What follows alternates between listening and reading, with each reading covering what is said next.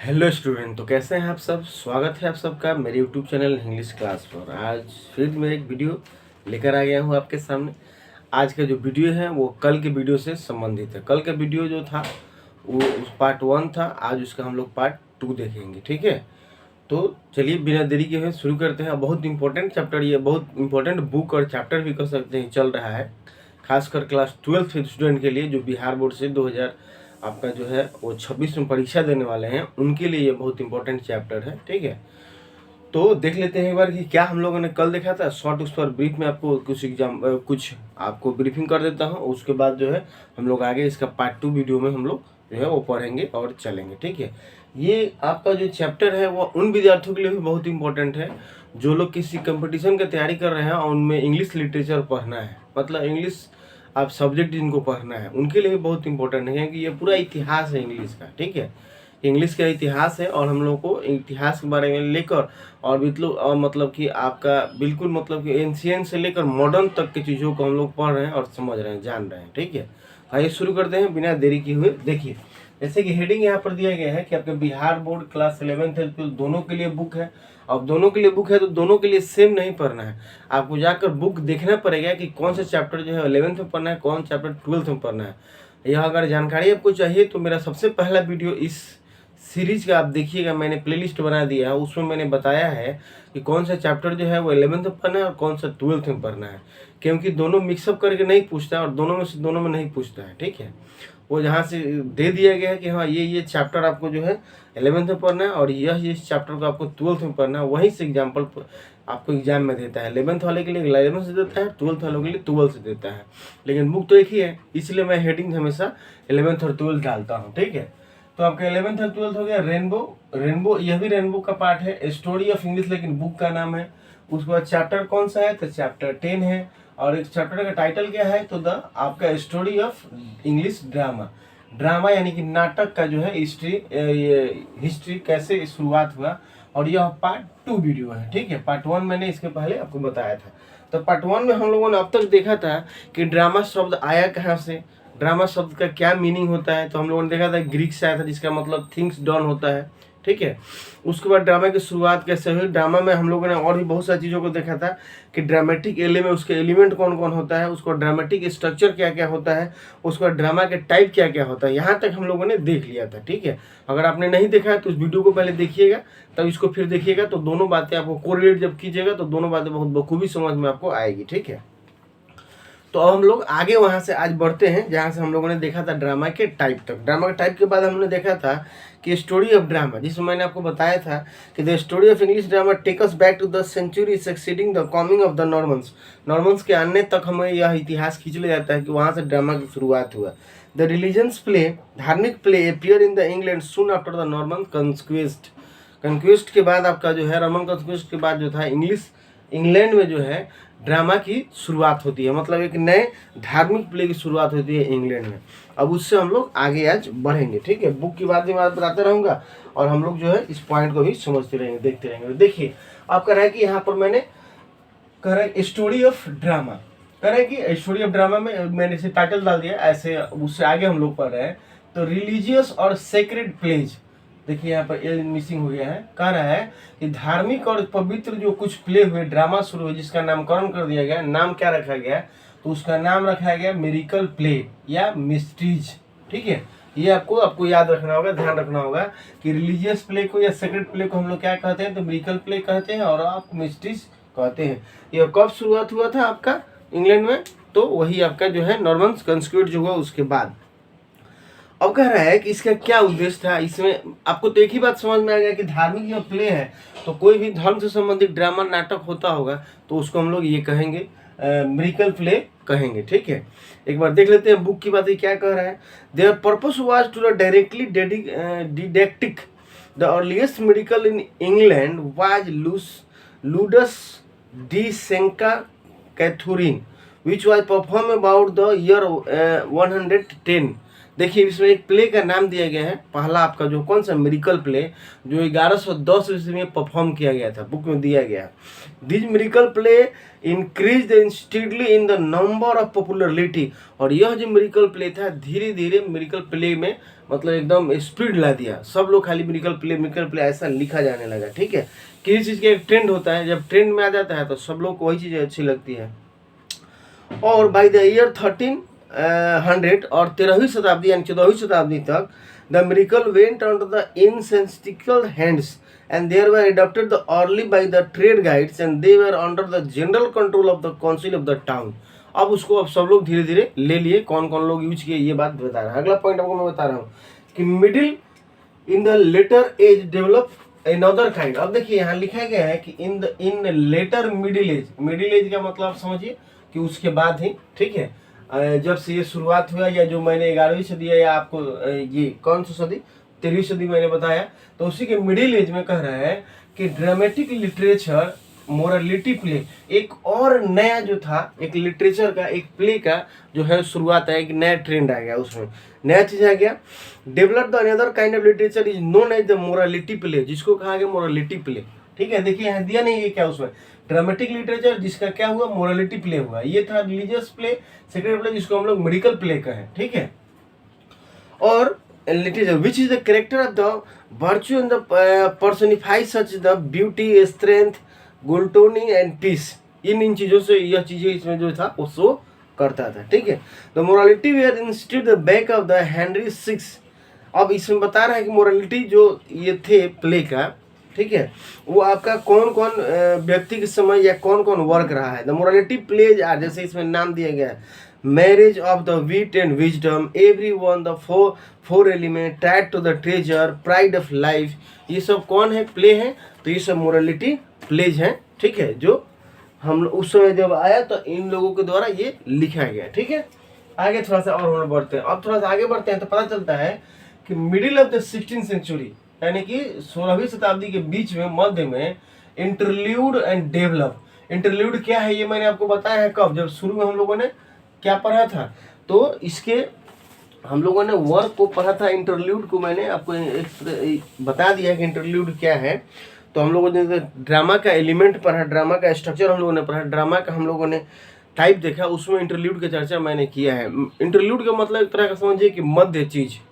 ठीक है, गैपिंग किसी चीज को, दो चीजों को जोड़ने के लिए जो सीन होता है या जो सीन प्ले होता है उसको हम लोग इंटरल्यूड कहते हैं। तो देखिए कह रहा है कि इंटरल्यूड आपका मिडिल 16वीं सेंचुरी में इंटरल्यूड को डेवलप किया गया। तो आपको सिर्फ इतना याद रखना है कि इंटरल्यूड कब डेवलप हुआ। ठीक है, and also folk play of the several kind, और उस समय बहुत सारे देहाती प्ले भी शुरू हुए थे। ठीक है, आगे थोड़ा सा बढ़ते हैं। अब देखिए बात आती है कि अब ये अगर मतलब कि ये सब प्ले आने लगा तो कौन पहला वर्क था, ये चीजें जानना है। तो कह रहा है कि फर्स्ट रियल कहिए या फर्स्ट इंग्लिश कहिए। फर्स्ट रियल कॉमेडी, जो कॉमेडी है फर्स्ट, वो है रोएस्टर ड्वेस्टर बाय निकोलस उडाल। ये राइटर है, मतलब ये आपके इसके ऑथर हैं, और ये बुक का नाम है रोएस्टर ड्वेस्टर।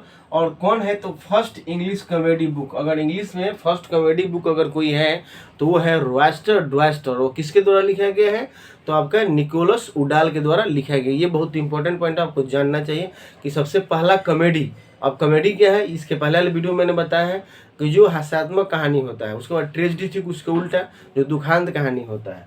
ठीक, तो सबसे पहला ये था। अब कह रहा है कि फर्स्ट इंग्लिश ट्रेजेडी, अब ठीक उसके ऑपोजिट, लेकिन पहला अगर दुखांत कहानी जो कहा जाए सबसे पहला, तो वो कौन था, तो वो था गोर्बडक।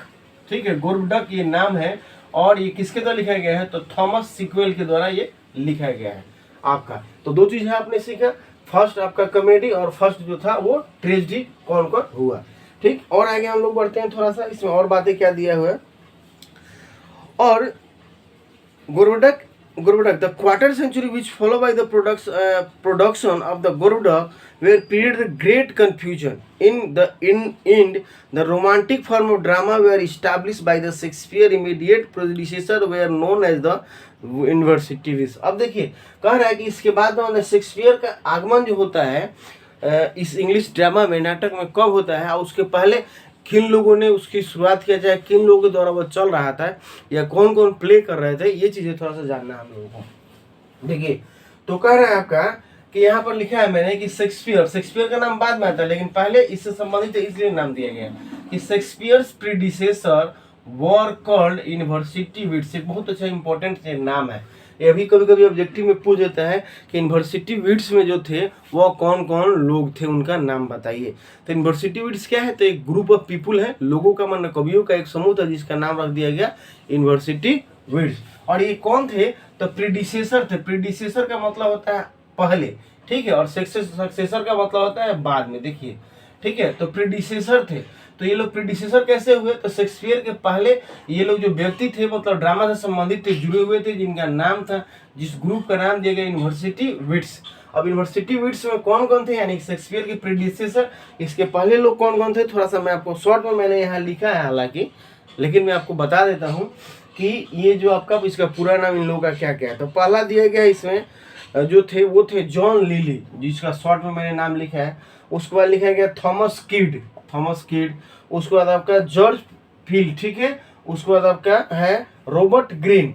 तो ये सब कुछ और भी कुछ एक दो नाम दिया गया। और सबसे जो महत्वपूर्ण थे यूनिवर्सिटी विट्स के जो, वो थे क्रिस्टोफर मार्लो। इसका चर्चा मैंने पहले भी वीडियो में किया हुआ है, कई वीडियो जो मैंने बताया है इस लेसन से संबंधित, इस बुक से संबंधित, उसमें क्रिस्टोफर मार्लो जी का नाम आया है, ठीक है। आप अगर पढ़े होंगे लाइन बाय लाइन तो आपको समझ में बखूबी आता होगा। तो सबसे मेन जो थे यूनिवर्सिटी विट्स के राइटर अगर कोई थे तो वो थे आपका क्रिस्टोफर मार्लो, बाद में उनके साथ तो ये लोग थे ही, ठीक। अब बात आती है, क्योंकि ये लोग प्रीडिसेसर थे, पहले थे, शेक्सपियर के पहले थे। अब टू द पब्लिक थिएटर, देखिए,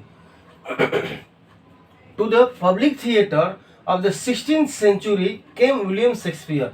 अब कह रहा है कि 16वीं शताब्दी में ही, वही आपका लास्ट में कहिए चाहे 16th सेंचुरी में, कि पब्लिक थिएटर का मतलब ड्रामा स्टेज, ड्रामा कंपनी, उसमें 16वीं शताब्दी में एक और नया चेहरा मिला। नया चेहरा आता है, नया मतलब जैसे विलियम शेक्सपियर, और नया चेहरा कौन था, तो थे विलियम शेक्सपियर। अब कहिए कि शुरुआत वहीं से होता है, लेकिन ये सब कैसे था, ऐसा बात नहीं है। हमेशा पीढ़ी दर पीढ़ी, जैसे फिल्म की अगर आप बात ले ली जाए तो फिल्म बनाते थे तो पहले के हीरो हीरोइन जो थे वो अलग थे, फिर बाद के उसके बाद में आए, फिर अभी जो आ रहे हैं वो, तो वैसे ये पीढ़ी दर पीढ़ी चलता रहता है, ठीक है। पहले किनका एज था, फिर उसके बाद कौन कौन लोग आए, फिर उसके बाद कौन आए, तो इसी तरह से ये क्रिस्टोफर मार्लो ये सब जो थे, उनके बाद जो था एक पब्लिक थिएटर को एक नया चेहरा मिला जिनका नाम था विलियम शेक्सपियर, जो कि एक पेशे से मतलब उनके अंदर जो क्वालिटियाँ थी वो क्या क्या थी आप समझिएगा। वो एक एक्टर भी थे, वह एक प्ले राइट भी थे, वह एक शेयर होल्डर भी थे। मतलब थिएटर में जो ड्रामा कंपनी, जो नाटक कंपनी था, उसमें ये शेयर होल्डर भी थे।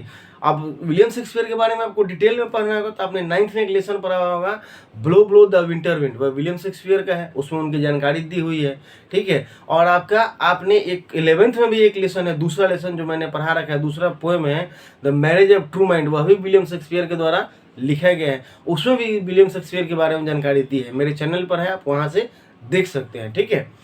तो उसमें आपको पता चलेगा कि वह कैसे लंदन जाते हैं। लंदन जाने के बाद वो मतलब एक्टिंग करते हैं, एक्टिंग करने के बाद धीरे धीरे लिखने भी लगते हैं, लिखने के बाद धीरे धीरे जो है वही थिएटर के वो शेयर होल्डर भी हो जाते हैं, मतलब पार्टनरशिप में उनका थिएटर भी चलने लगता है।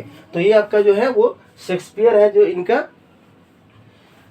वहाँ जाते हैं, तो एक नया चेहरा मिलता है आपका जो है थिएटर को, ड्रामा प्ले करने वाले लोगों को एक नया चेहरा मिलता है, जिनका डेट ऑफ बर्थ इसमें मैंने दिया है, नहीं प्ले इसमें ऑट नहीं पाया, 1564 1616 डेट ऑफ डेथ और डेट ऑफ बर्थ इनका रहता है। अब कह रहा है कि दे ही dramas are the great river of the life in beauty, they can broadly to be put under the 7 group, the early comedy, English histories, nature comedy, romance play। ये शेक्सपियर जो वर्क लिखे, क्योंकि play writer है, तो ये इनका दिया गया है कि ये इनके मतलब इतने टाइप की यह वर्क लिखे हैं, ड्रामा लिखे हैं, नाटक लिखे हैं। अगर शेक्सपियर जो सबसे ज़्यादा प्रसिद्ध हुए अगर किसी चीज़ के लिए, किसी चीज़ को लिखने के लिए, तो वो था ट्रेजेडी। ट्रेजेडी मतलब दुखांत कहानी, सबसे ज़्यादा दुखांत कहानी के लिए प्रसिद्ध हुए, जिसमें कुछ नाम इसमें दिया गया है, आपको मैं बता देता हूँ। तो ट्रेजेडी ऑफ शेक्सपियर का था, तो हेमलेट था, ओथेलो था, मैकबेथ था, जूलियस सीजर था, किंग लियर था। और इन सभी पर जो है अगर आप इन चीज़ों को समझना चाहते हैं, इनके थीम को समझना चाहते हैं, तो इन सभी पर बॉलीवुड में फिल्म बना हुआ है। आप चाहेंगे तो उस फिल्म को देखकर भी कहानी को समझ सकते हैं कि इसका कहानी क्या है, ठीक है। तो फिल्म बना हुआ है, आप इस नाम से सर्च कीजिएगा कि इस बेस पर कौन फिल्म बना हुआ है, तो तुरंत आपको पता चल जाएगा। ठीक, तो विलियम शेक्सपियर साहब बहुत प्रसिद्ध हो गए। आगे अब थोड़ा सा हम लोग बढ़ते हैं। आगे जो हम लोग बढ़ रहे हैं तो देखिए इसमें क्या दिया गया। शेक्सपियर जी के बारे में हम लोगों ने अब तक देखा। अब बात आती है वही 16वीं सेंचुरी में ही कि क्वीन एलिजाबेथ। अब रीजन उस समय किसका होता है, तो एलिजाबेथ का रीजन होता है, आपका रेन होता है फ्रॉम, और उनका शासनकाल कब से कब तक होता है क्वीन एलिजाबेथ का, क्योंकि एलिजाबेथ अब कौन थी, तो ये हम लोग स्टोरी ऑफ पोएट्री जो पढ़े थे उसमें भी मैंने आपको बताया था। ठीक है, कि उनका शासनकाल था, क्योंकि शासनकाल तो सबका टाइम जो चल रहा था वो तो एक ही शासक रहा होगा ना। हाँ, अलग अलग क्षेत्र में अलग अलग डेवलपमेंट हुए तो अलग अलग बातें चीज़ें पढ़ना है। तो अब हम लोग तो ये जान रहे हैं कि उस समय शासन किनका था और उसके बाद कौन आया, फिर कौन डेवलपमेंट हुआ, कहाँ पर हुआ। तो क्वीन एलिजाबेथ का शासन था, रीजन था उनका जो फ्रॉम 1558 से लेकर 1603 तक थी, ये शासनकाल था। उसी समय के शेक्सपियर थे। ठीक है, ग्रेटेस्ट जो आपका जो थे, कोई अगर ये ड्रामेटिस्ट हैं तो वो इनको कहा भी जाता है विलियम शेक्सपियर को कि एलिजाबेथन ये आपका ऑथर है। अब कह रहे हैं कि सक्सेसर, क्वीन एलिजाबेथ के बाद सक्सेसर मतलब उनके बाने वाला, उनका उत्तराधिकारी, उनके बाद का जो शासक थे वो थे जेम्स फर्स्ट। ठीक है, जेम्स फर्स्ट जिनका जो कार्यकाल रहा वह आपका 1603 से लेकर 1625 तक रहा। यहाँ 1603 तक रहा एलिजाबेथ का, उसको 1603 में ही जेम्स फर्स्ट होते हैं और 1625 तक यह चार रहते हैं। और थोड़ा सा आगे बढ़ते हैं। इन 1660 में चार्ल्स सेकेंड, अब चार्ल्स सेकेंड की बात है देखिए, क्योंकि यहाँ पर 25 है। ठीक है, और 1660 की बात है, तो चार्ल्स सेकेंड क्या रहता है, चार्ल्स सेकेंड का शासन आ जाता है। चार्ल्स फर्स्ट भी रहे होंगे कभी, वो आपको पहले उसमें दिया होगा कहीं। उसमें क्या होता है कि the theatres were reopen in England.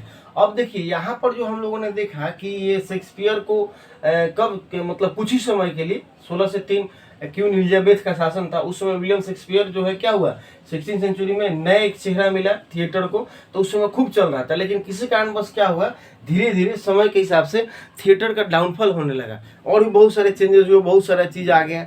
ठीक है, तो धीरे धीरे थिएटर का डाउनफॉल होने लगा, मतलब थिएटर बंद होने के कगार पर आ गए, बहुत सारे बंद भी हो गए थिएटर। ठीक, लेकिन वही जब चार्ल्स सेकेंड आते हैं 66 में, बहुत ज़्यादा दिन के लिए नहीं बंद हुआ था, लेकिन फिर भी 15-20 साल आप कह सकते हैं। तो 1660 में जब चार्ल्स सेकेंड का जो सेशन आता है, मतलब उनका कार्यकाल आता है, तो थिएटर्स वर रीओपन, पुनः जो थे इंग्लैंड में पुनः जो होता है आपका जो क्या होता है, थिएटर को चालू किया जाता है, शुरू किया जाता है, मतलब फिर से वो जो है मार्केट पकड़ लेता है। जैसे एग्जांपल के तौर पर समझिए कि हमारे यहाँ जो था टिक्की वीडियो था, टिकटॉक था और क्या था, तो उस पर पूरे प्रसिद्ध लोग हो गए थे, फेमस हो गए थे। ठीक है, लेकिन अचानक क्या कहा, सरकार ने कहा कि भाई ये सब सही नहीं है हमारे देश के लिए, टाटा लीक कर रहा था, इसको बंद करो। सब पर बैन कर दिया गया, बिगो वीडियो था, ठीक है, टिकटॉक था, बंद कर दिया गया। तो जितने लोग उस पर काम कर रहे थे सब लोग मायूस हो गए। लेकिन बाद में क्या हुआ, फिर से डेवलप कर दिएगा। अब सब सोशल मीडिया प्लेटफॉर्म ने शॉर्ट वीडियो रील्स बनाने का सिस्टम दे दिया, तो उसकी अब जरूरत नहीं पड़ती है। सीधे लोग क्या हो गए, शॉर्टे वीडियो बनाना है, रील ही बनाना है, तो आप यूट्यूब पर बनाइए, आप फेसबुक पर बनाइए, इंस्टाग्राम पर बनाइए, ट्विटर पर बनाइए। ठीक है, तो ये फैसिलिटियाँ आ गई। बिल्कुल सेम इसी तरह हुआ था कि ड्रामा जो था, ये थिएटर जो थे वो बंद हुए बीच में, लेकिन पुनः जब शासनकाल 1660 आया था, चार्ल्स सेकेंड आते हैं, तो थिएटर फिर से शुरू होने लगते हैं इंग्लैंड में और चलना शुरू हो जाता है। आगे थोड़ा सा और हम लोग बढ़ते हैं। अब 20वीं सेंचुरी बाद में, सॉरी 18वीं सेंचुरी की थोड़ी सी बात आती है। इन 18वीं century drama did not reach the same high age, sorry not कहीं नहीं, did not reach the same high age noble. अब देखिए यहाँ नोबल की भी चर्चा है और कहीं कहीं पोएट्री की भी चर्चा हुआ, क्योंकि तीनों चल रहा था अपने अपने क्षेत्र में, कार्यकाल तो वही रहा। ठीक है, तो देखिए कह रहा है कि उस समय, अब 18वीं सेंचुरी में ड्रामा उतना प्रसिद्ध नहीं हुआ था, उस पीक पॉइंट पर नहीं पहुंचा था जितना नोवेल पहुंच गया था। मतलब नोवेल लोगों को जो था बहुत अच्छा लगा था, मतलब बहुत ज़्यादा पॉपुलर हो गया था, प्रसिद्ध हो गया था।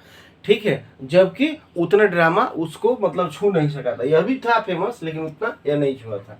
अब 19वीं सदी आते आते कह रहे हैं कि 19वीं century could not the show talent. अब 19वीं सेंचुरी में भी जो था ड्रामा कुछ खास टैलेंट नहीं दिखा पाया, मतलब लोगों के बीच में अपना जगह नहीं बना पाया। ठीक है, जैसे अब एग्जाम्पल जगह की बात क्या हो गया कि हमारे इंडियन देखिएगा बॉलीवुड मूवी में अब भक्ति फिल्म कोई बन ही नहीं रहा है, ना ही भूत वाला कोई फिल्म बन रहा है, क्योंकि सब लोग डिजिटलाइज हो गया, जान गया कि भाई भूत नाम का कोई चीज़ ऐसा है नहीं, या आपके बाद मतलब भक्ति क्या फिल्म बनाना है। बहुत कम, नहीं न के बराबर बन रहा, समझिए कि सिर्फ इंटरटेन वाला और रहस्यमयी कहानियाँ जो है वो बन रहा है।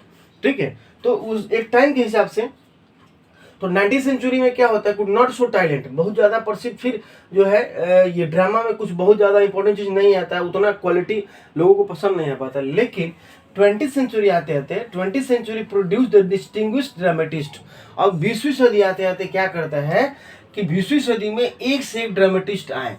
अब ये ड्रामेटिस्ट आए का मतलब, अब ये जो यहाँ डाउनफॉल इसका हुआ, कुड नॉट शो टैलेंट दिखाने का मतलब यही शो कर रहा है कि इस समय ग्रेटेस्ट ड्रामेटिस्ट जो थे वो नहीं हुए।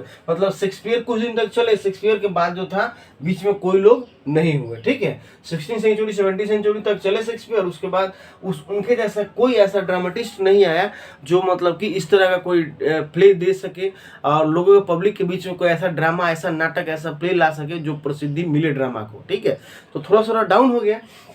लेकिन 20वीं सदी आते आते फिर नए नए मतलब एक से एक ड्रामेटिस्ट जो था वो बीच में आए, मतलब प्रोड्यूस हुए, यानी कि लोगों के बीच में आए, और उसके बाद फिर जो था ड्रामा अपना मार्केट पकड़ा और धीरे धीरे चलना शुरू होता है। अब उसी में से एक का नाम इसमें दिया गया है, कुछ कुछ का नाम है, हालांकि इसमें बुक में बहुत सारा नाम दिया गया है। अगर सब बताया जाए, समझा जाए तो बहुत काफ़ी मतलब लंबा वीडियो हो जाएगा और आपको कन्फ्यूजन हो जाएगा। आपको एग्जाम व्यू से सिर्फ पढ़ना है, उस व्यू से मैं जो थे इस वीडियो को बनाया हूँ, मैंने महत्वपूर्ण पॉइंट को लिखा है। तो आप इसमें ग्रेटेस्ट ड्रामेटिस्ट का एक चर्चा कर रहा है 20वीं सेंचुरी का। ठीक है, वो कौन है, तो जॉन गाल्सवर्दी हैं। जॉन गाल्सवर्दी किस लिए थे, तो famous for the social problem. अब ये जो लिखने लगे, ठीक है, इनका जो भी मतलब वर्क रहता था वो आपका जॉन गाल्सवर्दी साहब का वो सोशल प्ले था। सोशल प्ले मतलब सामाजिक चीज़ों पर आधारित ये प्ले लिखते थे। विलियम आपका जो जॉन गाल्सवर्दी साहब, जिनका कुछ महत्वपूर्ण वर्क दिया है आपका स्ट्राइव है, जस्टिस है, ये बहुत महत्वपूर्ण के फेमस वर्क रहे हैं जॉन गाल्सवर्दी साहब का, ड्रामा रहा हुआ है। ठीक है, और कुछ और भी नाम दिया गया है, जैसे जीबी शाह हो गए, जॉर्ज बर्नार्ड शाह हो गए, ठीक है, आपका टीएस इलियट हो गए। तो ये 20वीं सेंचुरी के सभी लोग जो थे ऑथर है, ड्रामेटिस्ट हैं। अब बात आती है कि ये हम लोग देख लिए थोड़ा सा और दूसरे दूसरे देशों में जो था इस टाइम पीरियड में 16वीं और 17वीं शताब्दी में, सॉरी 20वीं सेंचुरी में जो था, और देशों में हम लोग देख लेते हैं कि ड्रामा का क्या स्वरूप रहा था और ड्रामा कैसे चला और लोगों ने कौन कौन उसके महत्वपूर्ण जो थे वो ड्रामेटिस्ट रहे। ठीक है, तो पहला बात आता है, देखिए यहाँ पर अगर अमेरिकन ड्रामा की हम लोग बात करें तो बहुत ज़्यादा नहीं दिया गया अमेरिकन ड्रामा में कि कब से शुरुआत होती है। शुरुआत तो जहाँ से इंग्लिश का शुरू हो गया वहीं से अलग अलग चीज़ें बटने लगी, तो शुरुआत तो सभी जगह सेम टाइम पर हुआ। लेकिन अब कुछ अमेरिकन ड्रामेटिस्ट का नाम यहाँ पर दिया गया है, जिनके वर्क हैं आपके बुक में दिया गया है, तो नाम सिर्फ जानना जरूरी है। जैसे ओ नील्स, उसके बाद आर्थर मिलर, उसके बाद ये टेनेसे, ये जो थे अमेरिकन ड्रामेटिस्ट हैं। आपको याद रखना है एक आध एग्जाम्पल एग्जाम व्यू से। दूसरा कह रहा है कि अब अफ्रीकन कुछ ड्रामा को हम लोग देख लेते हैं। अफ्रीकन ड्रामा तो ये होल आपका होल सोनियाका, ठीक है, सोयंका होल सोयंका, ये अफ्रीकन ड्रामेटिस्ट हैं। ऐसे और भी आपके जो बुक दिया गया है रेनबो स्टोरी, आपका जो बुक है उसके पीछे जो जितने वर्क है तरह तरह के अफ्रीकन राइटर, नाइजेरियन राइटर का प्ले भी दिया गया है। रीड एंड थिंक एंजॉय जो लेसन है उसमें दिया गया, वहाँ आप देखिएगा तो कुछ पता चलेगा। अब इंडियन की बात आती है कि इंडियन में जो थे वो कौन कौन राइटर थे और कौन महत्वपूर्ण थे, तो कह रहे कि इंडियन ड्रामेटिस्ट में कौन थे, तो आसिफ करीम बोए, ये एक बहुत मतलब महत्वपूर्ण इंपॉर्टेंट ऑथर है, ड्रामेटिस्ट रहे इंडियन इंग्लिश में, तो शुरुआती के रहे हैं।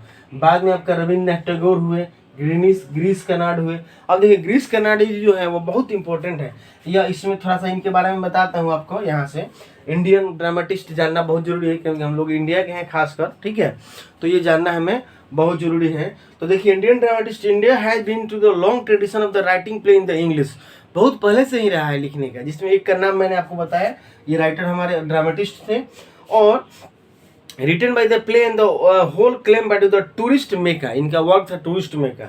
Rabindranath Tagore translated many of the Bengali play into the English himself, Rabindranath Tagore ji जो थे बहुत सारे बंगाली प्ले लिखे, उन्होंने इंग्लिश में उसको खुद ट्रांसलेट किया तो इंग्लिश में हो गया। उसके बाद his Chitra and the Red Oleanders have been popular with the audience. अब ये रविन्द्रनाथ टैगोर जी का वर्क का एक नाम बता रहा है कि चित्रा है और रेड ओलियंडर्स है, जो कि लोगों के बीच में बहुत काफ़ी प्रसिद्ध रहा है।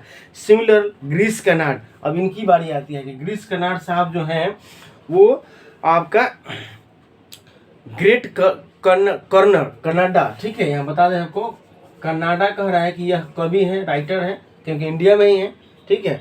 कन्नड़ एक्टर हैं, एक्टर भी हैं, डायरेक्टर भी हैं, प्ले राइट भी है, translated his play into the English, अपने वर्क को इन्होंने इंग्लिश में ट्रांसलेट किया है कन्नड़ भाषा में लिखने के बाद। एंड हिज हयावदाना एंड तौकीक, तुगलक, ऐसा तुगलक है या तौकीक जो भी है, have also been successful all over India and the stage of the English version. बहुत हयावदाना इनका सबसे ज़्यादा महत्वपूर्ण रहा है। और मैंने कहा कि बहुत अच्छे डायरेक्टर भी रहे हैं, बहुत सारे एक्टर भी रहे हैं, तो आपको मैं बता देता हूँ, इनका फोटो भी पता चल जाएगा, आपको मिल जाएगा। फिल्म जो आया था दो, एक टाइगर फिल्म था, एक था टाइगर और एक है टाइगर अभी जिंदा है। तो देखिएगा, सबसे पहले जो सीन दिखाता है टाइगर अभी जिंदा है मैं, जो नाक पर लगा हुआ रहता है, हॉस्पिटल में रहते हैं, एक सीन व्यक्ति का दिखाता है, वही गिरीश कर्नाड साहब है, बहुत अच्छे। और इन्हीं का डायरेक्ट किया हुआ वो फिल्म है, एक था टाइगर और टाइगर अभी जिंदा है, ठीक है। यही जो राइटर साहब हैं, ड्रामेटिस्ट हैं, जिन्होंने डायरेक्ट किया है उस फिल्म को। इनका फोटो भी है उसमें, क्योंकि लिखा भी है कि एक्टिंग का भी किए हैं, एक्टिंग भी प्ले किए हैं, और आपका जो है डायरेक्टर तो रहे ही रहे हैं, ठीक है। तो इस हिसाब से स्टूडेंट, जो आपके एग्जाम भी उससे जितना भी पॉइंट था, महत्वपूर्ण पॉइंट था, वो मैंने बताने का प्रयास किया, आपको समझाने का प्रयास किया।